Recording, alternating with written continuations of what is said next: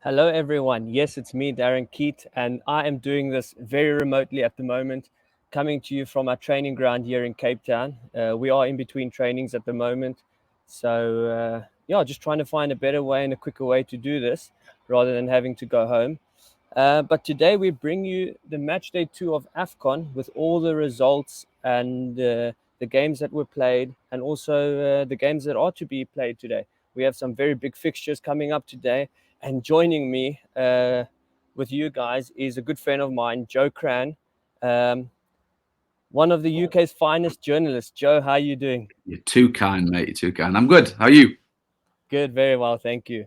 Looks like winter by you. Yeah, no, it's freezing, mate. Absolutely freezing. Yeah.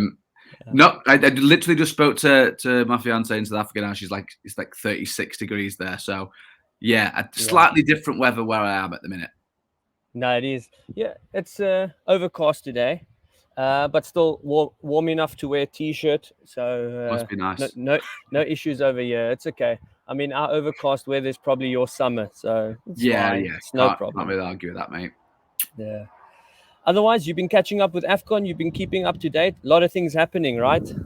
Yeah. I love this tournament. I always have done. I think there's just something. There's just something so different about AFCON. I find it every year. It's got a bit of a different vibe. But I do feel sorry for the guys Yeah. this year. You know the build up to it's been a little bit messy because of everything that's happened with COVID. You know, Yeah. a lot of positive tests about. There's been the back and forth with the European clubs about players leaving. I'm not leaving, all that kind of business. So yeah, I do feel sorry for him. I think I don't know what you think, Popeye. It does feel like I suppose the standard's been a little bit affected by that so far. You know, like the first round of games have been a little bit ponderous, I suppose.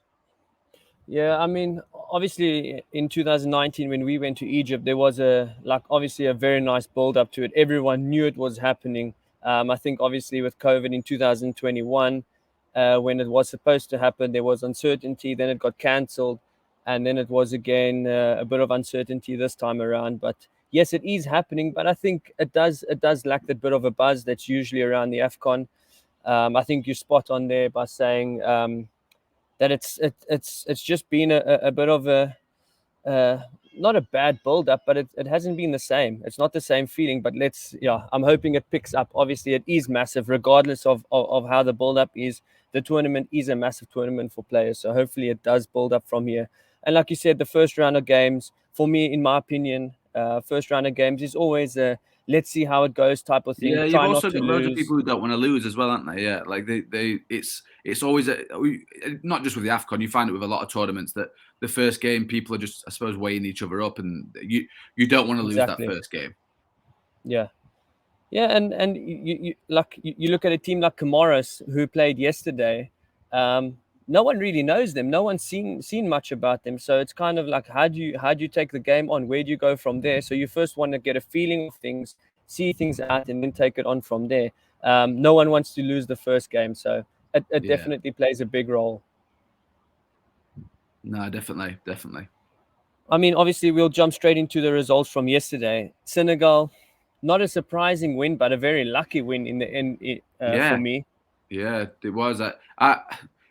Again, sort of taking into account all the stuff we said earlier, I I was really surprised by how Senegal weren't really at the races. They didn't, I think obviously Sadio Mane tried a couple of chances. I think if they'd got a goal earlier, maybe Zimbabwe might have crumbled a little bit. But Yeah. by the time the end of the game rolled around, they were lucky to get anything out of it. I think the penalty was sort of badly managed. I don't think that they could have dealt with that in a way that wasn't at risk of giving a penalty. A good penalty, kept his head, but you'd expect nothing less for a player of that quality. Yeah. And then, I mean, the game that we weren't sure about, obviously the Guinea and Malawi game. I mean, I didn't actually watch that game. That game caught me by surprise. I thought there were only three games yesterday, and it seemed that there was four. I've seen the highlights from that game, but I was watching Morocco and Ghana. Maybe I should have done that the other way around because Morocco Ghana wasn't really a classic. Started quite well as well. Like there was quite a nice Yeah. tempo to the game to start off, but yeah, they kind of cancelled each other out a little bit, and I think Morocco just about edged that one. I think that they they were the better side, not by too much, but I think they were the better side. And to be fair to Morocco, they had a lot of players out, a lot of key players who weren't available for that game due to positive COVID cases. So they'll be absolutely delighted to have got a win against Ghana with the players out that they had. That they'll be chuffed with that. Yeah, I did see the Guinea goal. However, it was a pretty good goal. I saw all the goals This was great. Besides the penalty that Senegal scored. I mean, all the other 3 goals were very good goals. I mean, you look at the Gabon goal against Comoros, also a great goal. Morocco's goal, as a great keeper, goal. Papa, as a keeper for that Gabon goal, what are you saying? You don't have a chance, do you? That's what because I looked at it and I Algeria thought, it's a really strong finish. It's gone far top corner. He's whipped it across him. But I wondered as a goalkeeper if that's the sort of thing that you look at and go, he should have done better with that. No, for me, it's so close. You got to close your angles, which the keeper did, and you kind of give him. If anything, it's got to be a decent shot to beat you, which for me it was. I had the same goal against against Algeria in 2015 in the AFCON. They hit me with the same one. Also hit the roof of the net, and he was about 5 yards out from me and just smashed it. And I stood there with my hands down, closing all the angles, and it just goes straight over your head. You can't even react. You can't do anything. Yeah. So just a side note to all the strikers. I'm not giving you advice, but if you want to score from close range, hit it up. Jeez, hit it into the roof of the net. But I suppose not many people do that. Probably not. Yeah, but no, the Morocco-Ghana game, not the standard that we thought it would be, not what it should have lived up to. But okay, in the end, like you said, Morocco got the result, much deserved, obviously, compared to Ghana. Ghana didn't really come to play much. Like Ghana seemed to be content with taking a draw out of it, which was strange considering how depleted Morocco were. You would have thought that Ghana would have looked at that game and gone, we could really get something out of this. But they seemed to sit back a little bit too much. And I was disappointed when Dede Ayew was all bandaged up. I really thought that we could get like a Terry Butcher moment where Dede Ayew bandaged up, heading a winning goal, and then Morocco scored about 5 minutes later. Yeah. I mean, geez, like it. No, I mean, let's hope it carries on anyway. But I mean, looking at the log at the moment, obviously it's only 1 game played, 3 points and 3 points for the top 2, and then 0 points.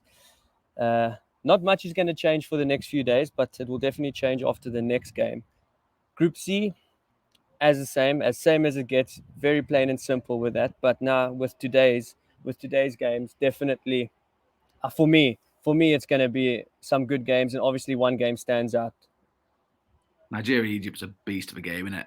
You look at sort of African nations, and you look at these African powerhouses, and you see these 2 teams going up against each other, and you think, this is what it's about. I'm really looking forward to that game. It should be a cracker. Well, this is what AFCON's about, and not only that game. You have a team like Sierra Leone, who I don't even know when last they've been at AFCON, but I mean, you come up your first game, it's against Algeria also. You couldn't ask for a better start. We had that in 2015 also. We took on Algeria and we went 1-0 ahead, and we missed a penalty to go 2-0 up, and we ended up losing 3-1. That game was so depressing, Popeye. As a fan, that game was so depressing. Listen, I was the keeper there, so let's just leave it at that for the moment. Was that the tournament where you were keeper for that game and then never again? Pretty much for the next 2 years. But no, I think that the Algeria-Sierra Leone game, I think that could be the first time this tournament we see someone really get taken to pieces, because this Algeria side is very, very strong. Obviously, Sierra Leone, they're in the grand scheme of things, they're sort of minnows for this. And I just, I worry that if Algeria get an early goal in that one, it could get a little bit messy there. But again, that's what we expected of Senegal and Zimbabwe. It didn't happen. So absolutely, who knows? Absolutely. Who knows? Sierra Leone might just park the bus from the get-go. Yeah, well, the thing is with Algeria, they've got so much quality in there. You just feel like even if they do full-on park the bus, that there's just too much in that Algeria side. Yeah. No, they got good players, and I said this yesterday. Let's hope that that if anything, if a South African might win it, let's hope it's Roger at Egypt. That's our only hope at the moment. Yeah, We don't have any exactly. other hope at AFCON this year. But I think, I think another game, Sudan, Guinea-Bissau, will be very interesting. So I think it's just decent games in general to look forward to, but especially Nigeria, Egypt. So Yeah, that's the big one it's today. There's no doubt it's about gonna that. be yeah, it's gonna be nice. Um, yeah. Have you enjoyed the AFCON so far? How's it been? Yeah, not as look. I won't You say I haven't happy? enjoyed it because Are you happy with the standard or? I just like I say I just feel like it's been a little bit slow and it's not quite had the sort of the vigor that we've seen before. And I do put that down to sort of like say the pre tournament build up, the Yeah, COVID situation. A lot of teams haven't been able to train properly like they would have hoped to do. There's those first game nerves as well, and I think you take all that into account, and it's not really too much of a surprise.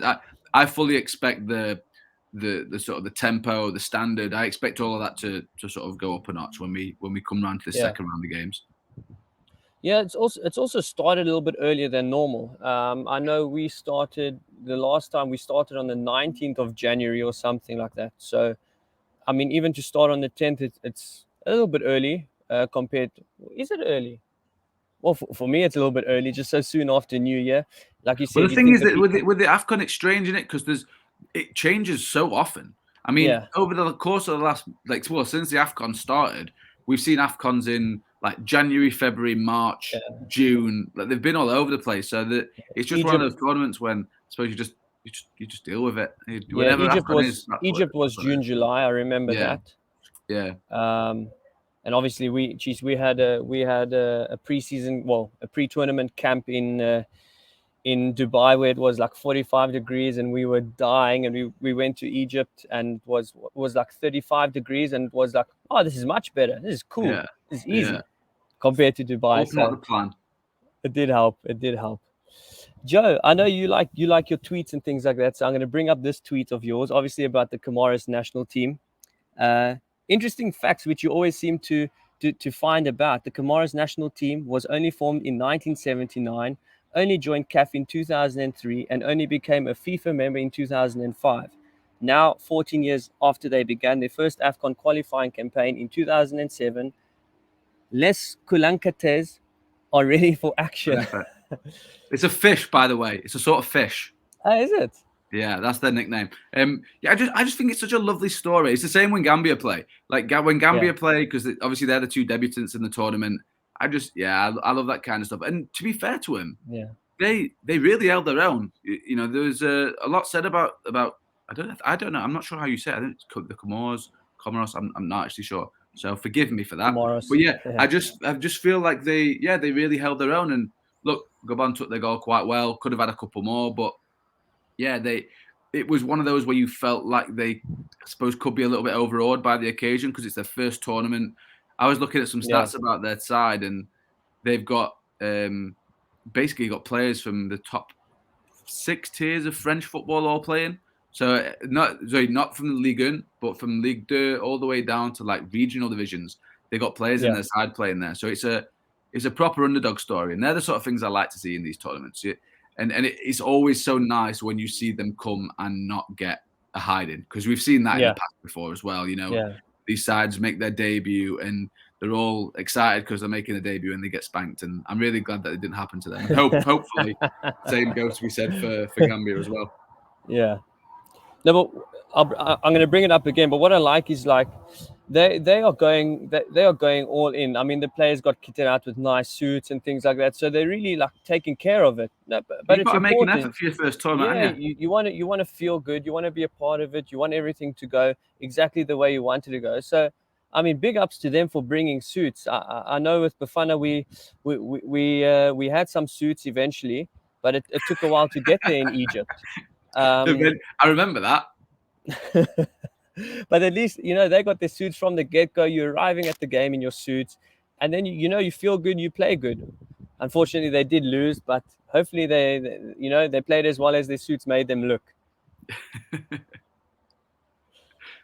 But no, I mean, I think all African teams need to do it that way. When you go to AFCON, just put in all the effort you can. It's the biggest tournament you're going to have on the continent, and for most players, it might only be their one and only tournament. So make it an effort, make it a show for them. You know what I mean? Make it something Yeah, that they'll remember for the rest of their lives. yeah, there were some really good looks. I think it was Senegal looked really cool when they rocked up.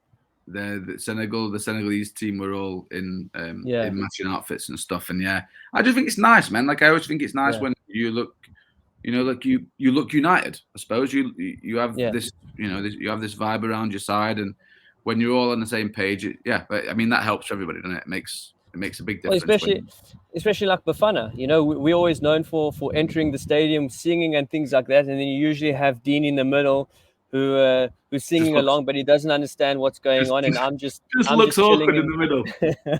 and I'm just chilling in the back there, trying to sing along, not sure of the words and things like that, but. You're part of the team. Trying to make it happen, and you're just getting along with everyone, and just being pretty much a team. Absolutely. Have you seen Mane's boots? Sadio Mane's boots? They're sick, eh? They're very cool, man. Like, yeah, they're Yet very cool. There's yesterday I showed Mo Salah's boots, and he had nice customized from Adidas, and yeah, obviously Sadio Mane's come out with these. I think it's Puma, right? Is it with Puma? Oh no, it's New is it Balance. New It's New Balance? Balance. Yeah. Yeah. Sorry, New Balance. Mentioned Puma there by accident. I'll delete that. Uh, Underneath is what's cool though. Yeah, I like no, they're these. very cool. I like Mo Salah's ones as well. Yeah, it's really cool to see African players getting this kind of recognition now. For a long Exactly. time, this was sort of saved for the Europeans, for the Yeah. South Americans and that kind of thing. I know back in the day, there's a few, and if you're South African, everyone knows about the Joe Masona specials and all that kind of thing. But yeah, it's nice to see New Balance and Adidas getting on board with these because look, obviously Mane's been a little bit hot and cold, but you look at Salah, and Salah's Yeah. he's not just the best African player in the world at the minute. He's up there with the best footballer on planet Yeah. Earth right now in terms of I form. So agree. yeah, it's Exactly. nice to see him sort of at the forefront of it all. And like the things like that seem to kind of fade away because they're African, because they're not European, and nothing gets made about it. Both him and mine at the moment are probably two of the best players in the world, like you said, and they should be treated as such. I mean, usually big brands shy away because we're African, or because of Mm. certain reasons. Um, but I'm just happy. I'm just happy it's being put out there at the moment. So No, it's agreed. nice. It's good for them, and like I said, it's the AFCON. So let's treat people like let's treat players and people like it's a massive tournament. Let's not just go, oh, it's Africa, oh, it's interfering with this, it's interfering with that. Give the Absolutely, players mate. the recognition that they need and that they deserve.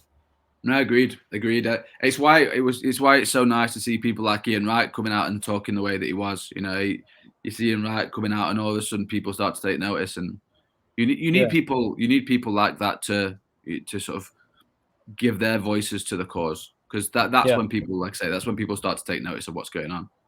yeah. No, 100%. What's going on with your show? You had a show. You and Dean started a show. What's happening with that? Continuing in the new Life, year? mate, life. No, me and Dean, we did a couple of episodes. Did one with Sean Bartlett, did one with Bongani Kumalo. Really enjoyed doing it. Yeah. Then I got stuck in South Africa. Obviously, South Africa got red listed while I was over there. So yeah, we will be getting back on it this month. So yeah, keep an eye out for the next episode. We'll be putting that out in the next couple of weeks or so. We just need to obviously getting Christmas and New Year and all that kind of thing done. Yeah. Obviously, with my life had to be put on hold a little bit as I got stuck in South Africa for 3 weeks. Yeah. Nice to spend a bit more time there than I expected, but wasn't part of the plan. Put it that way. Yeah. And when the work wants you back, you need to get back. Exactly. Yeah.